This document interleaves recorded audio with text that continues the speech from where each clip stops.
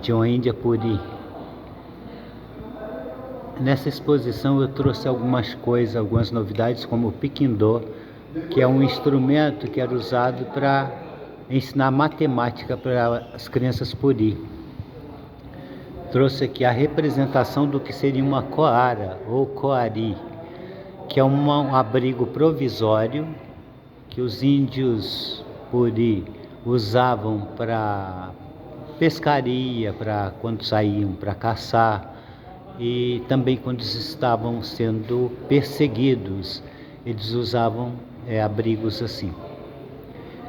A gente tem aqui uma machadinha indígena, que é muito interessante o formato dela, ela tem como se fosse uma ponta na frente.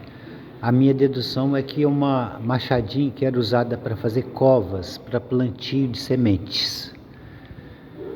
Nessa exposição também veio a machadinha, que é uma machadinha pesada que eu tenho, já tem algum tempo, não exponho sempre, aqui no IFE eu expus essa machadinha.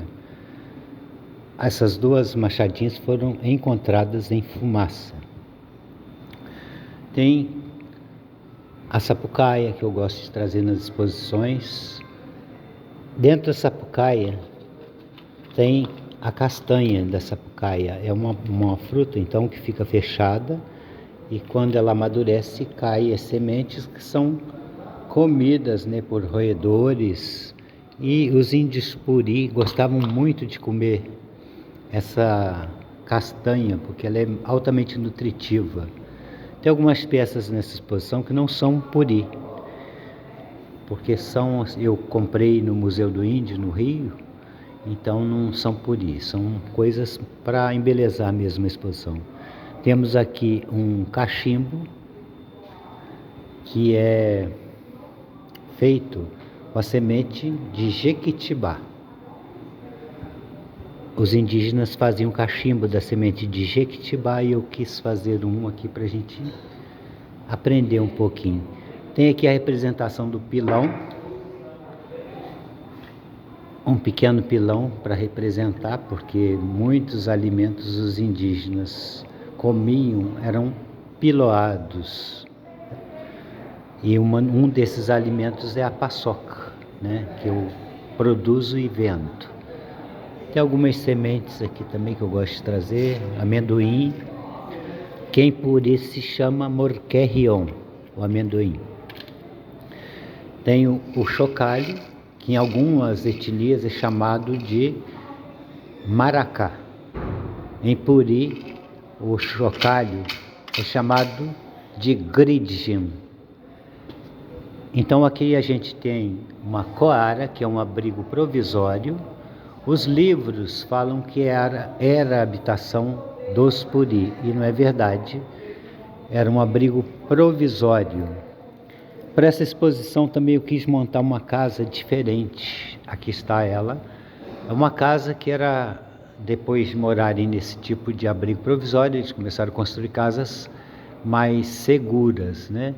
Então a representação dessa casa é as paredes sendo feitas com estacas ou madeiras fincadas no chão, que era uma casa que dava mais proteção para os índios. E era uma casa bem ventilada também.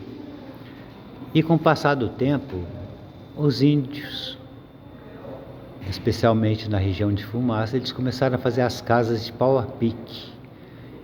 E essa pequena casa que nos dá essa ideia de casa de pau a pique, né? Que eles colocavam bambus no sentido vertical e horizontal, esse pedacinho que está mostrando, e depois colocavam barro na casinha, pelo lado de fora. Uma pessoa colocava barro por dentro e a outra pessoa por fora, e esse barro secava e virava uma casa muito interessante, uma casa sustentável, uma casa bem legal. Cobriam a casa com sapê, capim-sapê, que hoje em dia quase a gente não vê, a braquiária tomou conta dos pastos, a gente quase não vê o capim-sapê.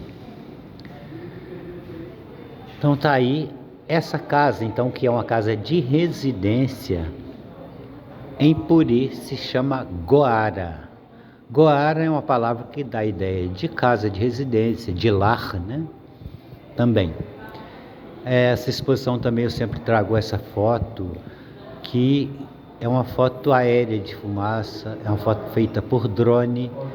O autor dessa foto é o Rodrigo Leite, ele que fez essa bonita foto.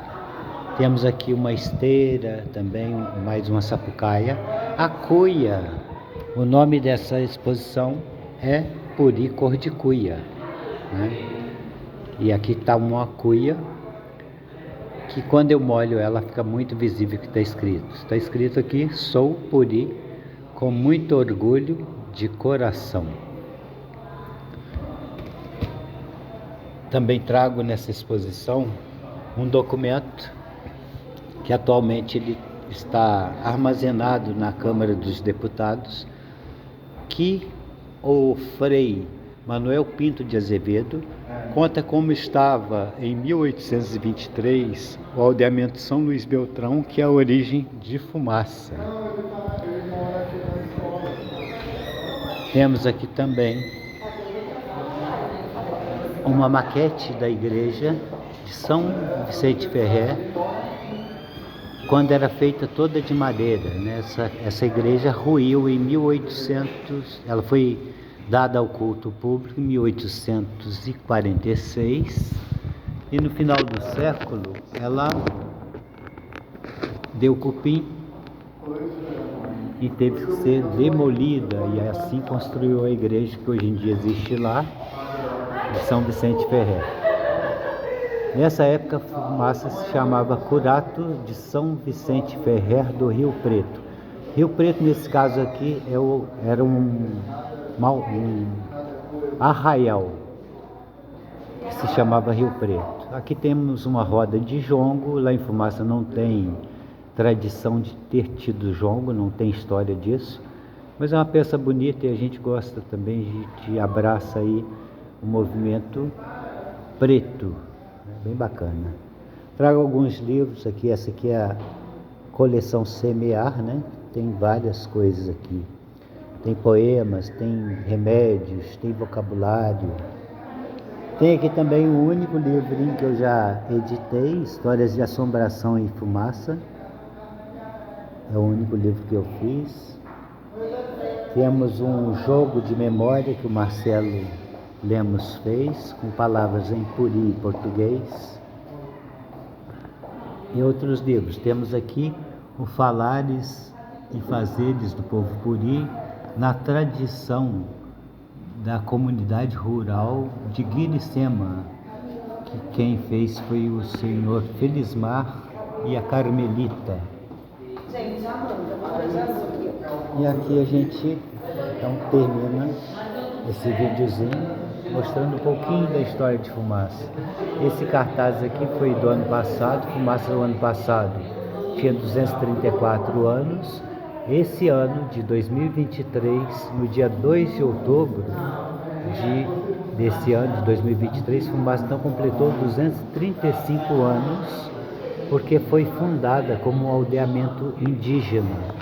E todas as histórias, todas não, mas muitas das histórias que eu consegui coletar de Fumaça, eu devo a essa senhora aqui, a Dona Belinha, que era uma pessoa maravilhosa e me contou muitas histórias. Então está aí o registro então dessa exposição no Instituto Federal Rio de Janeiro. Agradeço aqui com o carinho que o Instituto tem comigo. Esse é o terceiro ano que eu faço a exposição.